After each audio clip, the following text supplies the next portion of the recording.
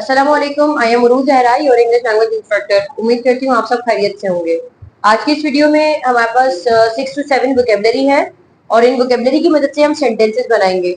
तो आप चाहें तो वीडियो को यहाँ पर रोककर आप इनको देखकर खुद भी सेंटेंसेस बना सकते हैं, या फिर आप पहले जो मैं बना लूँ देन फिर आप रेक्टिफाई कर सकते हैं।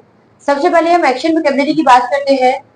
स्टेट वोकेबलरी हमारे पास फिल्दी, जिसे हम कहते हैं डर्टी, उसको इंग्लिश में फिल्दी भी कहा जाता है। याद रखिएगा, अब डर्टी से ज्यादा फिल्दी कहा जाता है। इसको हम कहते हैं कोई जैसे आलूदा कोई जगह है या आलूदगी हो रही है, इसको हम फिल्दी कहते हैं। मिसाल के तौर पर मैंने कहा कितना गंदा माहौल है, व्हाट अ डर्टी इन्वायरमेंट, तो इसकी जगह हम कह सकते हैं व्हाट अ फिल्दी इन्वायरमेंट। ये भी हम वोकेबलरी की तरफ चल रहे हैं, फिर इनके सेंटेंसेस में आपके साथ बनवाऊंगी। इसके बाद है फिब। फिब का मतलब होता है झूठ।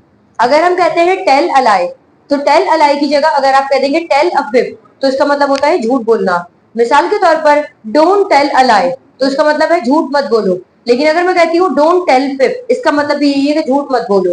एक बात याद रखिएगा, जो ये वोकेबलरी है ये ज्यादा इस्तेमाल होती है as compare to the other common vocabulary. अगर हम कहते हैं टेल अलाई, तो टेल अलाई इतना ज्यादा कॉमन हो गया है कि अब उसको अच्छा नहीं लगता, इतना कोई चार्म नहीं आता। तो टेल अ फिब का मतलब होता है झूठ बोलना। इसके बाद हम बात करते हैं डरावना। डरावने को हम कहते हैं फेरोशियस। फेरोशियस का मतलब होता है डरावना, कोई काफी ज्यादा खौफनाक। इसको हम हॉरर भी कहते हैं, स्केयर्ड भी कहते हैं। इंशाल्लाह भी इसको सेंटेंसेस में हम डिस्कस करेंगे। इसके बाद है फॉल्टी। फॉल्टी का मतलब होता है खराब। खराब से मुराद है अगर कोई स्विच बोर्ड खराब है, तो मैंने कहा कि ये स्विच बोर्ड खराब है, तो खराब को मैं बैड या रॉन्ग नहीं कह सकती। मुझे वहां पर किसी इलेक्ट्रॉनिक चीज का खराब हो जाना फॉल्टी कहलाता है। इसके बाद है keep a straight face. Keep a straight face का मतलब होता है खामोश रहना, या इसका एक अगर मैं आसान सा मतलब बताऊं, किसी इंसान से कोई बात का जवाब ना देना। कोई आपकी तरफ मुखातिब हुआ और वो आपसे जवाब मांग रहा था, लेकिन आपने कुछ इस तरीके से रिएक्शन रखा कि आपने अपना जवाब नहीं दिया। इस एक्शन को हम कहते हैं कीप अ स्ट्रेट फेस। इसके बाद है एक्सप्लॉइट। एक्सप्लॉइट का मतलब होता है नाजायज फायदा उठाना। किसी इंसान की दी हुई बात से या इख्तियार से नाजायज फायदा उठाने को हम एक्सप्लॉइट कहते हैं। और आखिरी हमारे पास लिखा है एक्साइल।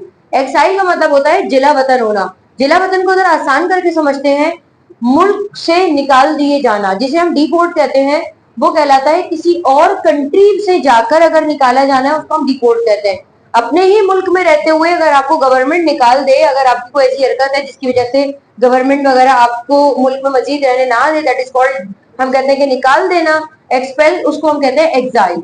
अब इनको तमाम को हम वोकेबलरी में इस्तेमाल करेंगे, तो मैं कोशिश करती हूँ यहाँ पर जो वोकेबलरी के सेंटेंसेस में बनाऊं वो आपको समझ आए। फिल्दी की अगर हम बात करें, तो अगर मैं कहती हूँ कि यहाँ पर माहौल बहुत गंदा है, काफी ज्यादा खराब है। माहौल गंदे से मुराद मैं कैरेक्टर वाइज बात नहीं कर रही हूँ।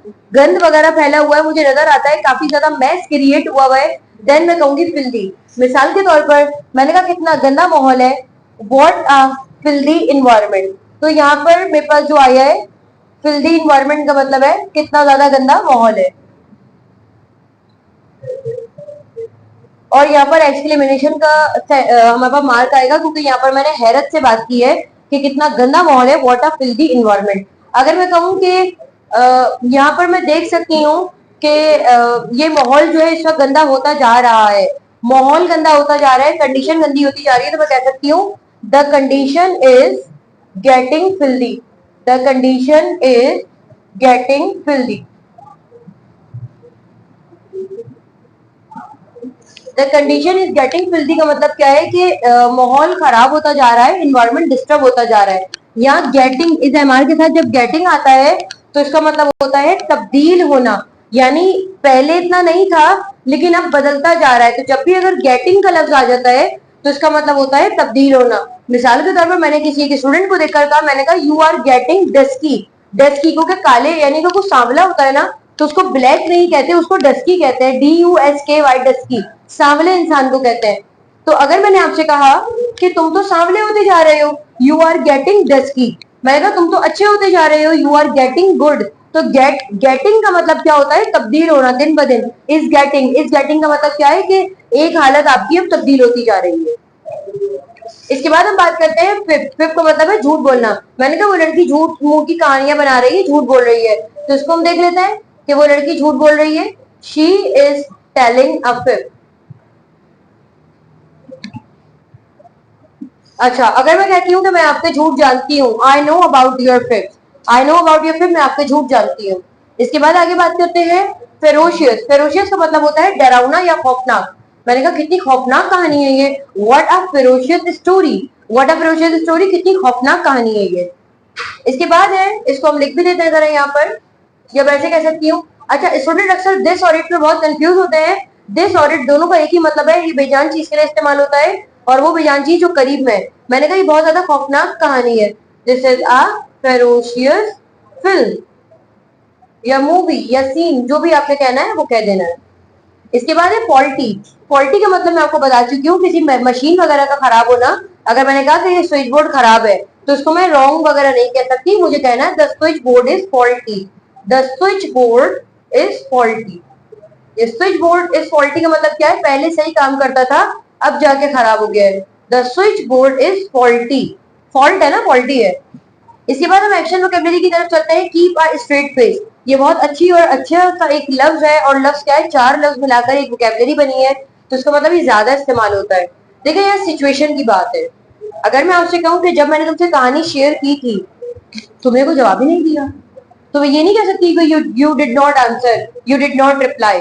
नहीं, मैं उसके सामने थी, मैं उसके सामने मौजूद थी, मैंने उससे कोई बात की, उसने मेरी बात को तवज्जो ही नहीं दी, उसे कोई रिस्पॉन्स ही नहीं दिया। तो ऐसी सिचुएशन को हम कीप अ स्ट्रेट फेस कहते हैं। मिसाल के तौर पर, when I talk to you, जब मैंने तुमसे बात की, क्योंकि ये पास्ट है इसलिए यहाँ पर टॉक्ड आया। जब मैंने तुमसे बात की, तुमने मुझे जवाब ही नहीं दिया, तुमने सपाट चेहरा रखा, तुमने कोई जवाब ही नहीं दिया, बिल्कुल स्ट्रेट फेस रखना।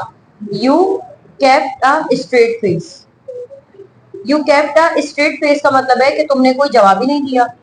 ये ज्यादातर उस सिचुएशन में होता है, आपने किसी को जोक सुनाया और वो बिल्कुल भी नहीं हंसा, तो उसको हम कहते हैं he kept a straight face, उसने तो सीधा मुंह रखा, उसने तो जवाब ही नहीं दिया। अगर आपने किसी को पहचाना और आपने उसे सलाम किया कि हेलो, और वो आपको पहचाने ही नहीं, वो आपको देखकर ना तो जवाब दे रहा है ना कुछ कर रहा है, it means kept a straight face, past में केप्ट हो जाएगा। इसके बाद आगे बढ़ते हैं, एक्सप्लॉइट। एक्सप्लॉइट का मतलब होता है नाजायज फायदा उठाना। अगर मैं कहूँ कि तुम्हें मेरी आजादी से नाजायज फायदा नहीं उठाना चाहिए, तो चाहिए के लिए आ जाएगा should not. You should not, you should not exploit the freedom, तुम्हें आजादी से नाजायज फायदा नहीं उठाना चाहिए। और इसके बाद है एग्जाइल। एग्जाइल का मतलब होता है जिला वतन कर देना, जैसे कि मैंने आपको पहले बता चुकी हूँ, किसी को अपने ही मुल्क से बाहर निकाल देना, ये अक्सर हो जाता है। अगर आप उस मुल्क के लिए खतरा बन रहे हो या आपको ऐसा काम कर रहे हैं, तो फिर आपको निकाल दिया जाएगा, तो इसको क्या कहा जाता है, एग्जाइल। तो हम इसको कह सकते हैं दे, अब यहाँ पर हमारे पास वोकैबुलरी आ जाएगी, they exile the group of strangers.